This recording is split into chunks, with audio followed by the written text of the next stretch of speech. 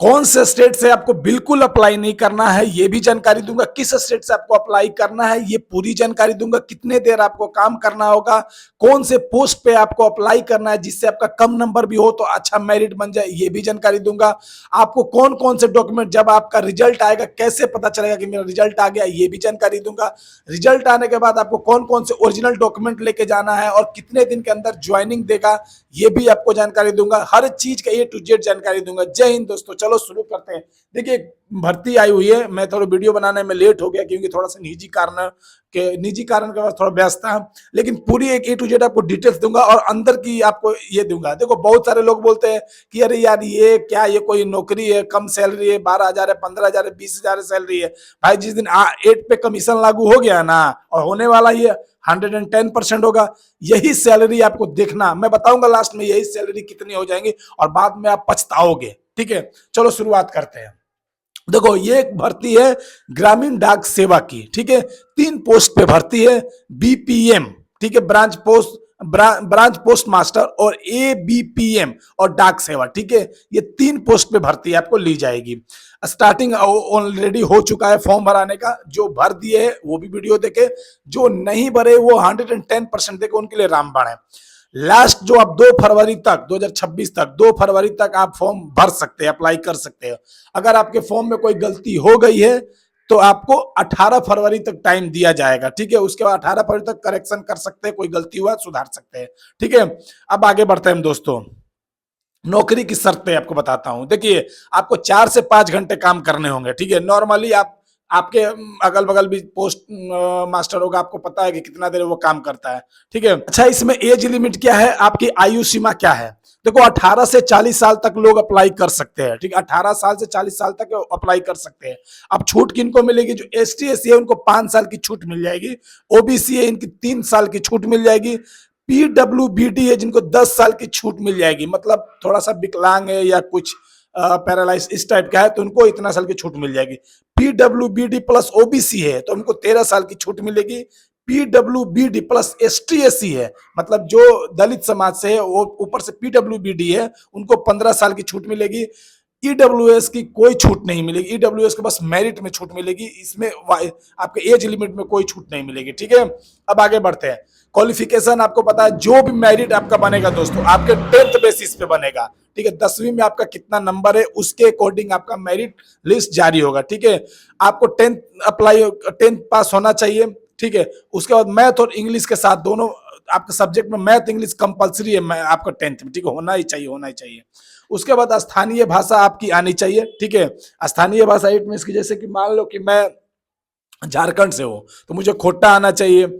अगर मान लो मैं बिहार से हूँ तो मुझे भोजपुरी आनी चाहिए या हिंदी आनी चाहिए। ठीक है, झारखंड से भी आपको हिंदी चलेगा, कोई दिक्कत नहीं है। आप उत्तर प्रदेश से हो तो हिंदी चलेगा, आपको ये सब आनी चाहिए। ठीक है, कंप्यूटर का नॉर्मल ज्ञान चाहिए, बहुत ज्यादा कंप्यूटर कोई सर्टिफिकेट नहीं मांगेगा, नॉर्मल आपका हल्का फुल्का ज्ञान होनी चाहिए।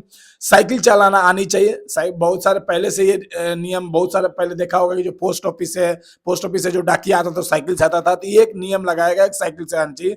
आजीविका का अन्य स्रोत होना चाहिए, मतलब आपको मतलब खान पान या घर चलाने के लिए उसी पे डिपेंड नहीं रहना, इसी सैलरी पे मतलब अलग से भी कोई आपको होना चाहिए। ठीक है, लेकिन देखो मुझे ये नहीं मानना है, मैं ये नहीं मानता हूँ कि अलग से कोई चाहिए, इसमें आपका हो जाएगा। क्योंकि अभी मान लो कि आपका जो सैलरी है दोस्तों, आपको मान लो सैलरी आपका देगा क्या बोल सकते हैं 20,000 करीब। सोचो अभी 8 पे कमीशन लागू नहीं हुआ, उसके अकॉर्डिंग बता रहा हूँ 20,000 सैलरी देगा।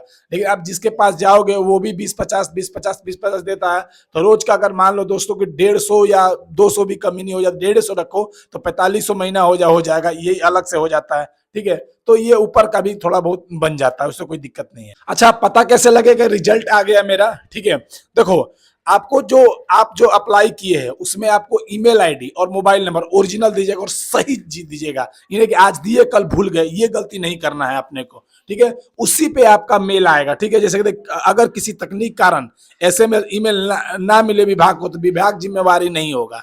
ठीक है, जैसे मान लो मैंने कोई गलत ईमेल दे दिया या सही ईमेल नहीं दिया और उससे मेरा शॉर्टलिस्ट नहीं आया तो उसका विभाग कोई जिम्मेवारी नहीं देगा। ठीक है, मान लीजिए कि आपका आ गया एसएमएस और आपको 15 दिन के अंदर आपको डॉक्यूमेंट वेरिफिकेशन कराना होगा, ठीक है। आपका जो ओरिजिनल मैं बताऊंगा कौन कौन सा डॉक्यूमेंट लगेगा वो आपको ले जाना होगा, ठीक है।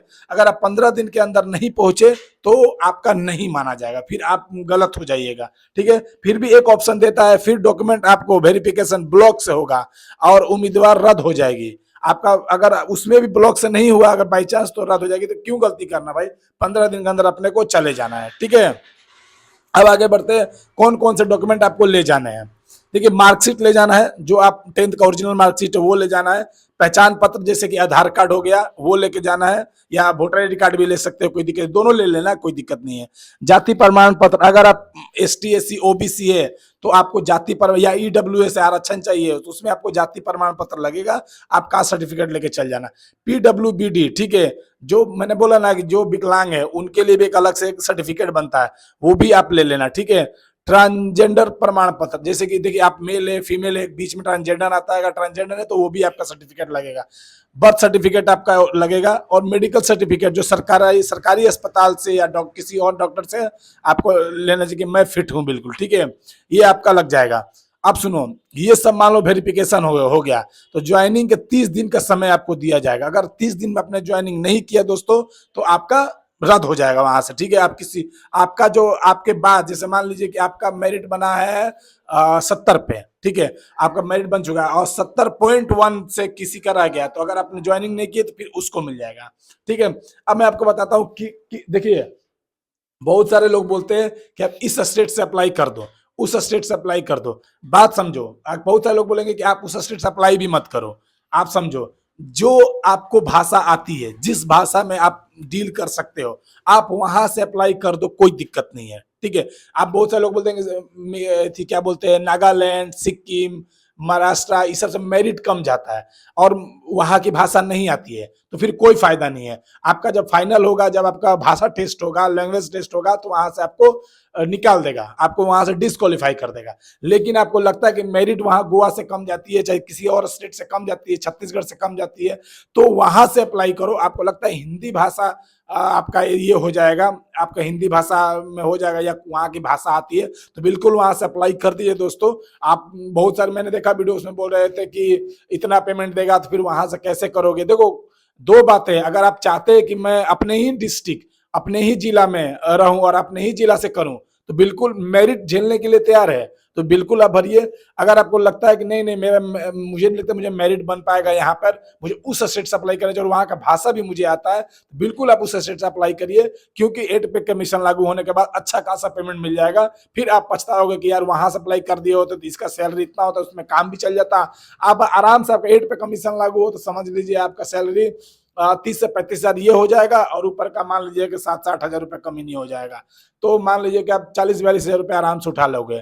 तो आज से ज्यादा क्या ही कोई कहा के देगा, ऊपर से सरकारी नौकरी है, ठीक है। तो दोस्तों, अगर किसी तरह का समस्या है तो आप कमेंट जरूर कर देना, मैं आपको उसका रिप्लाई कर दूंगा, और चैनल को सब्सक्राइब कर देना। जय हिंद, जय भारत।